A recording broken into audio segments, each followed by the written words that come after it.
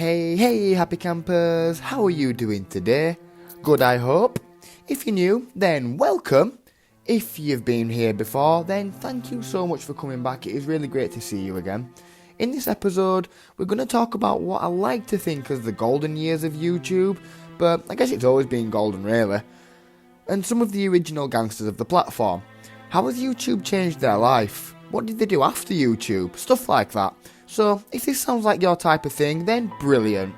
Let's just go for it, shall we? So I want you to take your mind back to November 2006 when Google bought YouTube. This allowed the search giant, among many things, to launch the YouTube Partner Program the following year. This program is made up of pre-selected creators like Templeton, Tay Hot for Words, Applaud TV and Pete and Brian, as well as chosen applicants. This was the first opportunity users had to actually make money off their videos through ads displayed next to them on screen.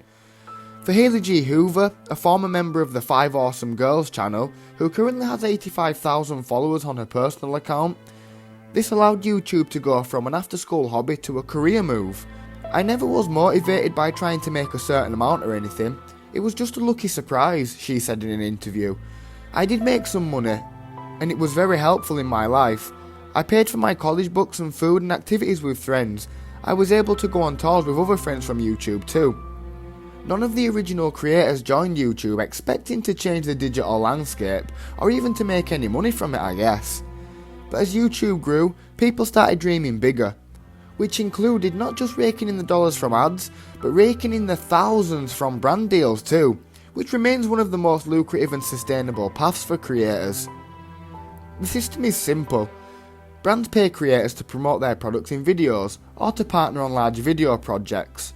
For every #spawn post you see in your feed today, there's probably a 2008 YouTuber to thank for that. Understandably, this kind of work requires more than just a webcam and a self-timer, however, or in my case, an iPhone and some headphones. If creators really wanted to make YouTube their profession, many realised that they would have to start outsourcing. Most importantly, they would need to involve someone who not only knew what YouTube was, but believed it could be a legitimate career. For early big YouTube, names like Philip DeFranco, Jenna Marbles and Sarah Penner was that person, now the co-creator of romance novel and culture website Frolic. Penner's career began as one of the first managers of YouTube, including her now husband Joe Penner, or the Mystery Guitar Man as he was known on YouTube. It was a risk to throw herself behind what could have just been a passing fad, but it really did pay off. The first week I decided to be a YouTube manager, I closed a 6-figure brand deal, she says. I think there was an excitement and lack of sophistication in the market, so we were able to snag a lot of experimental dollars. We weren't going to get the big media budgets, but if you're an individual creator, a 6-figure deal is a life-changing event. So life-altering that YouTubers were able to move, upgrade their equipment and flourish beyond their previous paycheck-to-paycheck lifestyles. It seemed like the perfect situation. Make just 2 videos a week for what could be considered a disproportionate amount of money, and attend fancy conventions like VidCon, where you were treated like a celebrity. Because, well, you were. Then, YouTube had its own Black Tuesday.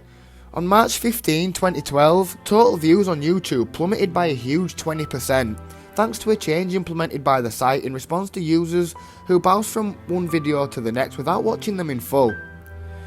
YouTube saw this behaviour as a failure on their part to successfully recommend videos to people that actually wanted to watch.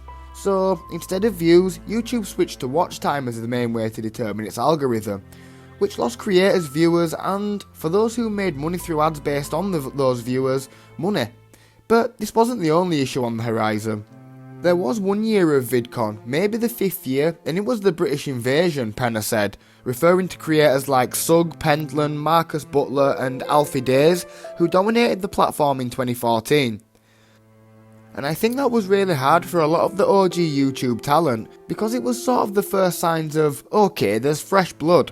These international YouTubers were part of the second wave of creators, your Tyler Oakleys, Grace Helbigs, who would later have a short-lived E-show, and Hannah Hart's, just to name a few.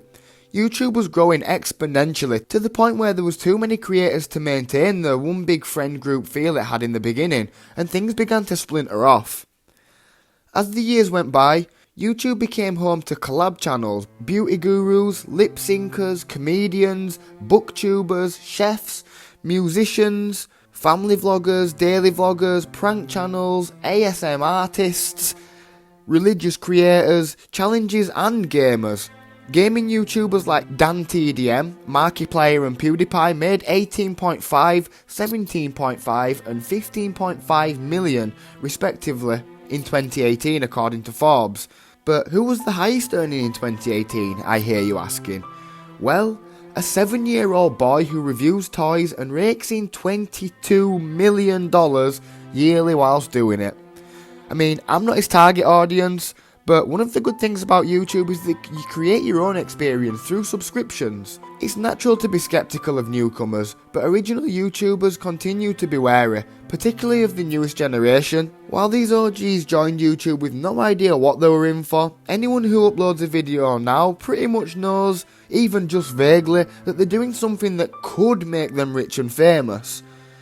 YouTube has warped into a monster in so many ways in my opinion, Cat Black says, whose subscriber count is hidden but has been making videos on a current channel since 2013. I'm very different from a lot of the known trans people on YouTube right now because I transitioned over a decade ago, Black said, of the pressure to define herself on the platform. I have a lot of perspective, and these are now new things. You're not always going to be able to debate who I am away with. But for the first YouTube guinea pigs, their days of internet fame and ceiling breaking are behind them. One by one, as they grew the platform, and it became harder to get noticed through the algorithm, and the culture of YouTube hurtled towards, well, whatever it is today I guess, they found themselves moving their careers onto more traditional paths, that were still clearly informed by their YouTube experience though. Templeton went on to co-found Everybody at Once, a marketing agency that's worked with shows like Orphan Black and Doctor Who to develop audiences and fan communities. Charlie McDonald, or Charlie Is So Cool like, who started out making quaint songs on the ukulele before transitioning to narrative and science videos, is a writer and producer for Quibi's upcoming sci-fi series, Don't Look Deeper. Sug, a beauty and fashion YouTuber, now mostly posts vlogs on her secondary channel and her main focus being the beauty and lifestyle brand she founded. Hoover works in marketing, Hyde at Ubisoft, and Crossan voiced Barack Obama in My Cartoon President thanks to his popular YouTube impressions that earned him a whopping 780,000 subscribers.